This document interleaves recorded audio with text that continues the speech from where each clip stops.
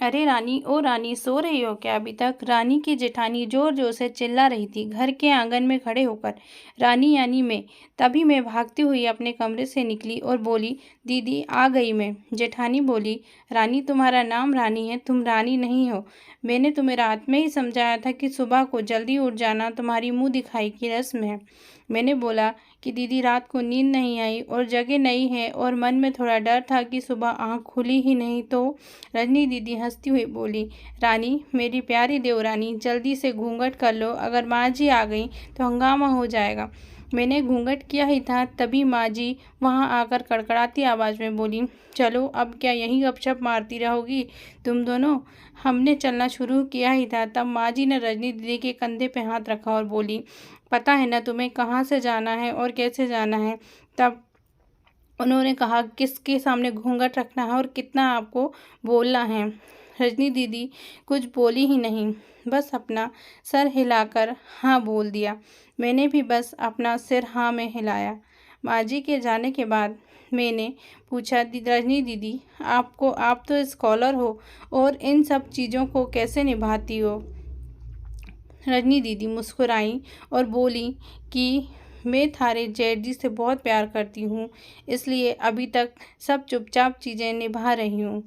मैं कुछ नहीं बोली और चुपचाप रजनी दीदी के साथ घर के बाहर वाले कमरे में जाकर बैठ गई। वहाँ पर एक पड़ोस की आंटी जी बैठी थी।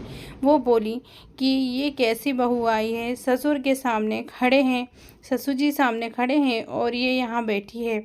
मुझे कुछ समझ ही नहीं आया।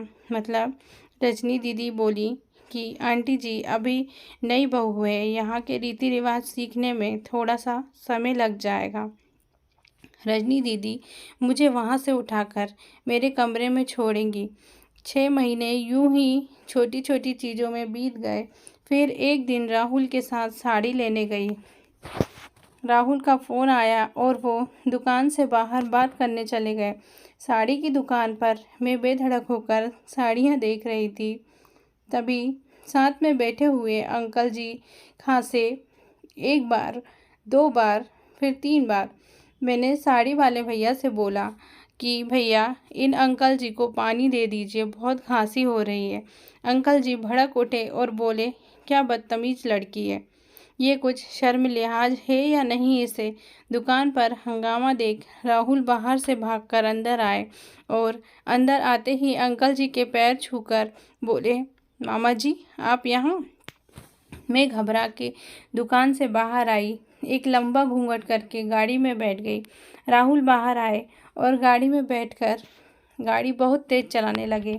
मैंने धीमी आवाज़ में बोला, गाड़ी बहुत तेज़ चला रहे हो, कहीं एक्सीडेंट ना हो जाए।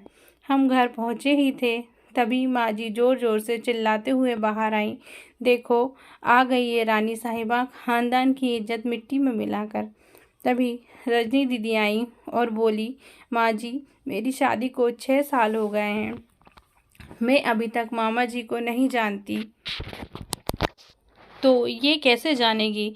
माँ जी जोर से चिल्लाईं, देखो कैसे चपड़ चपड़ जबान चला रही है इस रजनी की। राहुल सबकी बात काटते हुए बोले कि माँ ये दोनों सही बोल रही हैं, अगर ये हमेशा घूंघट में ही रहेंगी तो ये मामा जी को कैसे पहचानेगी? और माँ आज मामा जी के फ़ोन पर तुमने पूरे घर की शांति को भंग कर दिया है। ये वो ही समाज है जिसने सीता मैया पर भी उंगली उठाई थी। पिताजी और जेठ जी ने भी अपना पक्ष राहुल के साथ ही रखा। माँ जी थोड़ी देर सोचने के बाद वापस रजनी दीदी और मेरे पास आई और बोली कि तुम दोनों को अपनी मर्यादा पता है, मुझे उम्मीद है कि तुम कभी भी मेरा सर शर्म से नहीं झुकने दोगी। हम एक ही परिवार के सदस्य हैं, हमें हमेशा साथ रहना है, अच्छा वक्त हो या बुरा वक्त, सबको सदस्य की अपनी मर्यादा पता है। माँ जी ने मुझे और अपने गले से लगा लिया।